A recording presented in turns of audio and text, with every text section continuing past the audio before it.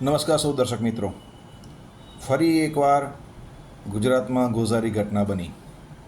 આશરે 9થી 10 શ્રમિકો બિચારા જીવતા આગમાં ભૂંજાઈ ગયા.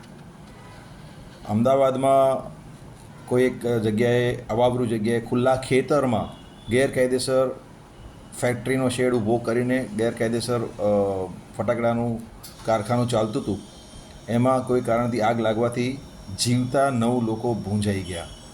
આવો ગુજરાતમાં લગભગ 7મો કે 8મો કે 10મો બનાવ છે છેલ્લા 6 વર્ષમાં. તેમ છતાં ગુજરાત ફાયર ડિપાર્ટમેન્ટ તરફથી કોઈ તકેદારીના પગલાં લેવામાં નથી આવી રહ્યા. સરકાર પણ અસંવેદનશીલ છે.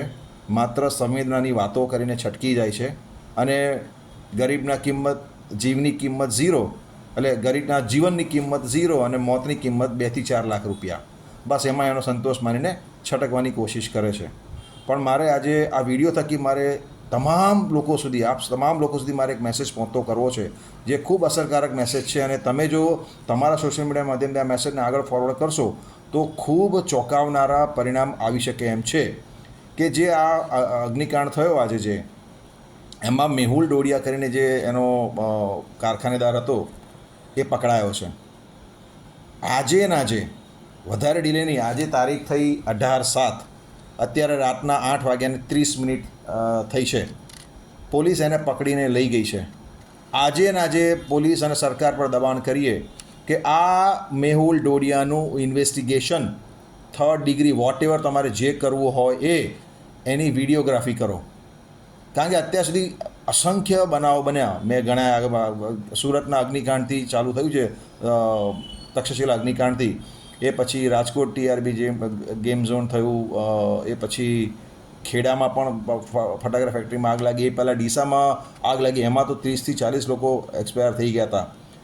એક પણ તપાસનું પરિણામ એવું નથી આવ્યું કે જેમાં કોઈ મોટા અધિકારીને સજા થઈ હોય. બધી નાની માછલીઓ, મેહુલ ડોડિયા એટલે નાની માછલી કહેવાય એક પ્રકારની. પણ મેહુલ ડોડિયાની મજાલ નથી સાહેબ કે કોઈને હપ્તા ખવડાવ્યા વગર એ આ ફાયર ફેક્ટરી ચલાવી શકે ત્યાં ગેરકાયદેસર.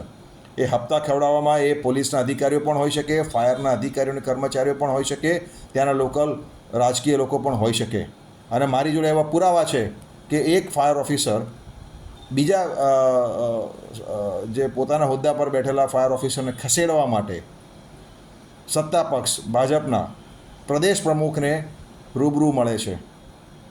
એને કંઈક ઓફર કરતો હશે, એના માટે જ રૂબરૂ મળતો હશે. બાકી એક ફાયર ઓફિસરને શું કરવા સત્તાપક્ષના પ્રદેશ પ્રમુખને મળવાની જરૂર પડે? એટલે આ બધા રૂપિયાનો વહીવટ ત્યાં થાય છે. અને ત્યાં રૂપિયા જે ધરવામાં આવે પછી એની વસૂલી આ રીતે ગેરકાયદેસર NOCનું વહેંચણી કરીને કરવામાં આવે છે.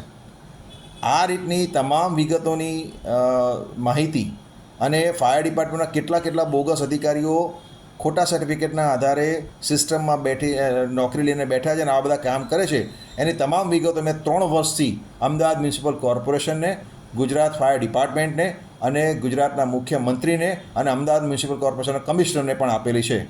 હરામ બરાબર એ લોકો ખાતાકીય તપાસ બેસાડ્યા પછી આજ દિન સુધી મારી એ તપાસને એ તપાસને ના તો એમણે વખોડી છે કે ના તો એમણે સ્વીકારી છે. મેં જે પ્રૂફ આપ્યા છે ના તો એને વખોડ્યા છે ના તો એને સ્વીકાર્યા છે. થાકીને આજથી 3 મહિના પહેલાં મેં આમરણાંત ઉપવાસ કર્યા 5 દિવસના. તેમ છતાં આ ગેંડાઓની ચામડીને કોઈ અસર નથી થઈ.